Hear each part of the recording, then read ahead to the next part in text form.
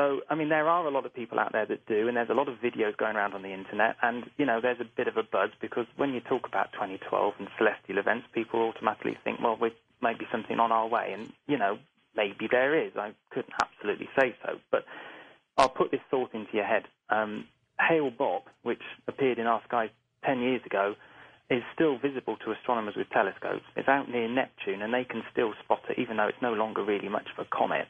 Now, if they can spot that out near Neptune 10 years after it arrived, then what is the likelihood of them having missed a planet that's only 4 years away? It doesn't really work for me. Going back to your second point about primates, I think this is just probably something we're going to have to agree to disagree on.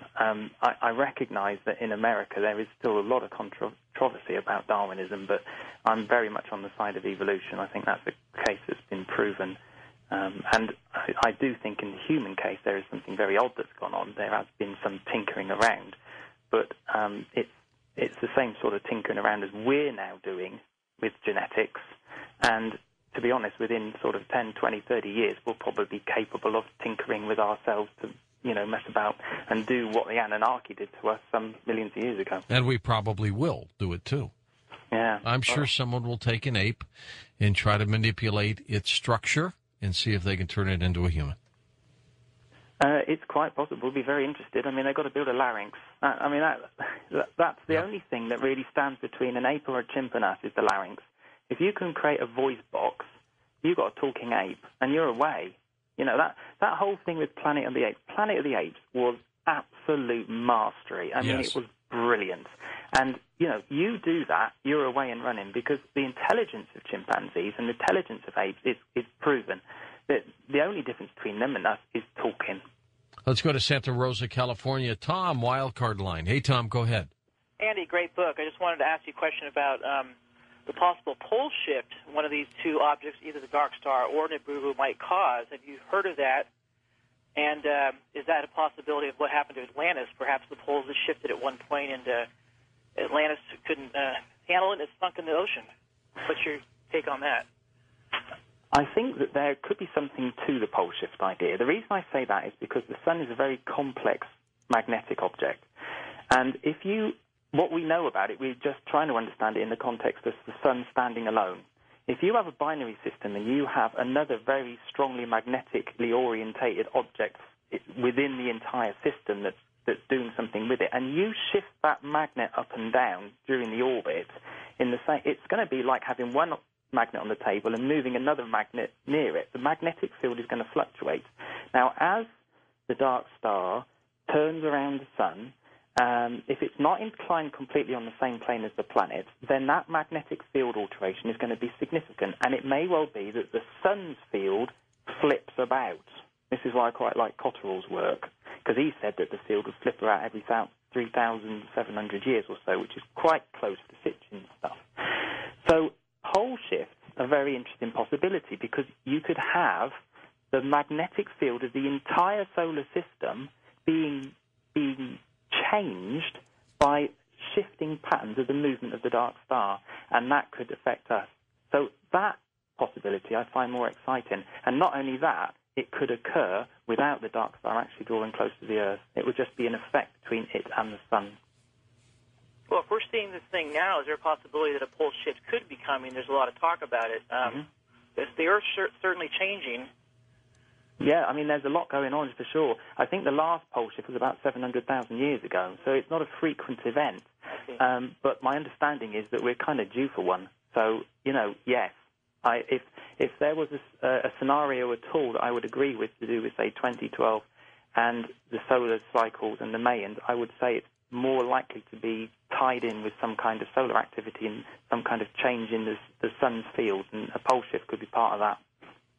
Another quicker question would be, I've been reading a lot of Enoch lately. You've probably heard of that book being sort of a lost book the Catholics took out the year. Sure, yeah.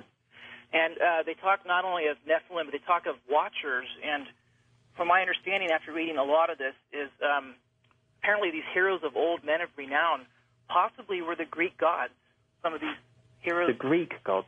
Yeah, because, see, a lot of the gods that, the Greeks worshipped, Plato, Socrates, all these, these men that were supposedly superhuman possibly could have been, descendants of the Anunnaki peoples.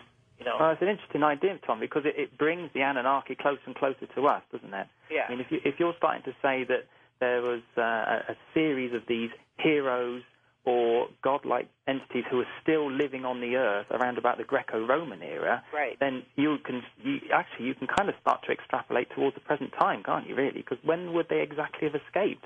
Well, they've always been portrayed as superhuman or extra large. I think of Star Trek, sometimes the episode where the Greek gods were like 80 feet tall, and that's what these Anunnaki are said to be quite large, giants, Mm. I suspect they probably can't be too big because I think they would have scared our women. Mm-hmm. Yeah, because, they bred with humans. So in order to have bred with humans, they must have been physiologically similar. There must have been, I'm sure unless it was artificial. Well, yeah, it's possible, but some of the more captivating verses in the Bible describe them as coming down and, mating, yeah. Well, you get the gist. And I'm sure they were scary lads, but they can't have been too dissimilar to us. What do you think the future holds for Planet X research? Where does it go? There's not a lot of you out there doing what you do, handful of them. There are, and I think that's because we've had some false starts. Planet X research on the scientific level has been going on for 100 years and will continue to go on until, it will just carry on until astronomers can definitively say there are no more planets because, our technology has reached such a point that we would have spotted it, and they haven't yet. They haven't reached that point. They will admit they haven't reached that point. So there is, until that time has arrived, and it might be only a decade away, they might produce these sky searches that can say, within 10,000 astronomical units, 100,000 astronomical units, there is nothing bigger than Mars. If that gets to that point, then, game over, really. But until that point, there is that potential. And, I think as long as people don't get too swept up in this idea that every 5 years a new date comes along that's a Planet X event. 2003 ruined us, 2003, there was all this hype about the world's going to end and, you better prepare for destruction and it's on the way and here's the photos and it's all going to happen. And 2004 came round and here we are in 2008 and there was nothing to it at all. And I think Planet X research gets pulled down by this stuff because you're trying to put across a good scientific case for this object being out there, and all people want to hear about, which I can understand, is that there's going to be an Armageddon. So yes, I think that's why we're an embattled species. I think that's why the subject itself has become discredited. I would just love to see modern science use some of your theories, some of Sitchin's theories, and try to figure this out. Yeah, and I think if they had a look into the deepest... See, the thing is that science takes the easy route.